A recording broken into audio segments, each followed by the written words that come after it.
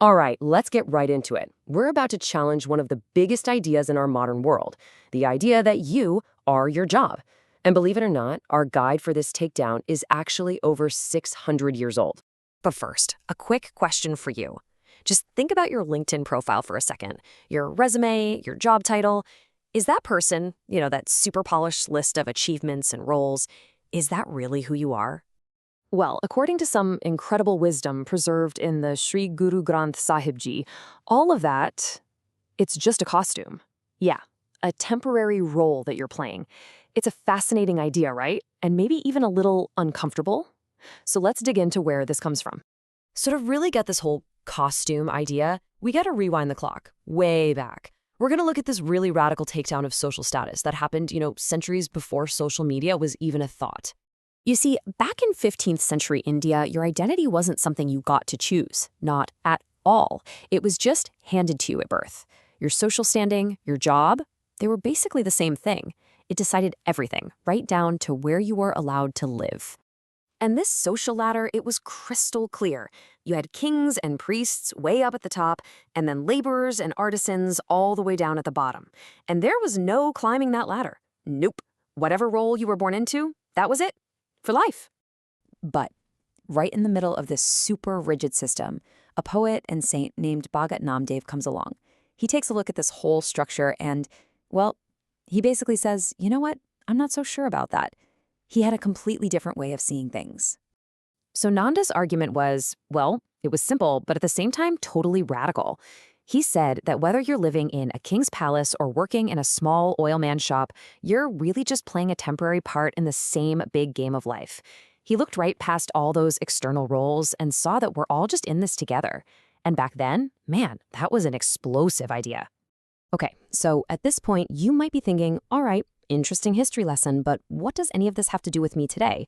Well, that's the perfect question. Let's connect the dots to our world right now. Just take a look. On the left, you've got that old ladder we talked about. And on the right, that's our modern version. Sure, the titles have changed. King is now billionaire. Merchant might be CEO or influencer. But that basic structure, that obsession with a status hierarchy, oh yeah, it's still here.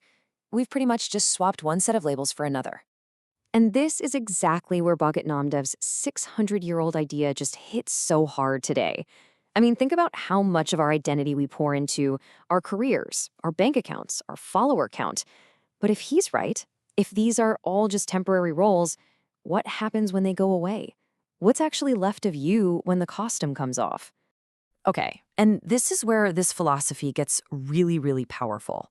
See, he doesn't just tear down the old system and leave it at that. No, he actually proposes a whole new one, a completely different way of looking at what's truly valuable. So here's the world's system, right? Both back then and today. Society looks at all the external stuff, your job, how much money you have, who you know, and then it assigns you a status based on that. Your value is basically defined from the outside in. But Bhagat Namdev, he just flips that whole thing on its head. He says real value doesn't come from the outside. It comes from internal things, your awareness, your humility, your connection to what's real. And the end goal isn't social status. It's something way deeper, spiritual freedom. It's an inside-out identity. Now, the core of this whole system is a concept called Nam.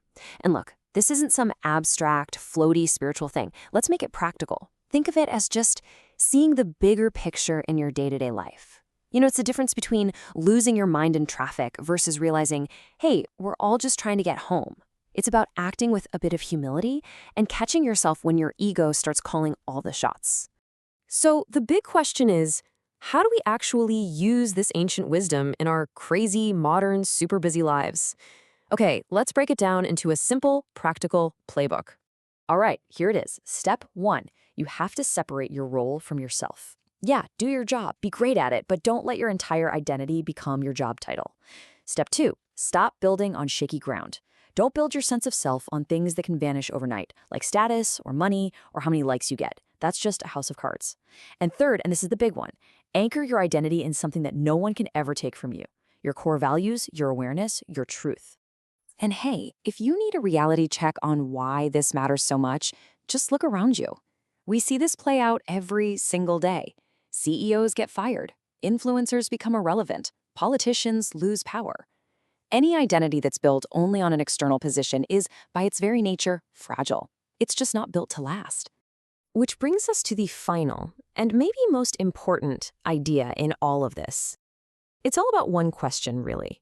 Are you the actor, or have you gotten lost in the role you're playing?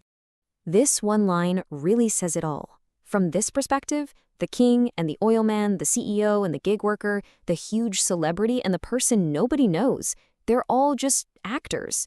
Playing different parts, sure, but on the exact same stage. The roles are different, but the person behind the role, fundamentally the same. So if the roles themselves don't really matter in the grand scheme of things, then what does? Well, according to this wisdom, the only thing that truly makes a difference is the awareness you bring to whatever role you're playing. Are you living with humility and a sense of the bigger picture? Or are you completely consumed by the ego that comes with your temporary costume? And so that leaves us with one last question to really think about. When the job title is gone, when the money runs out, and when all the applause fades away, who are you, really, when the play is over?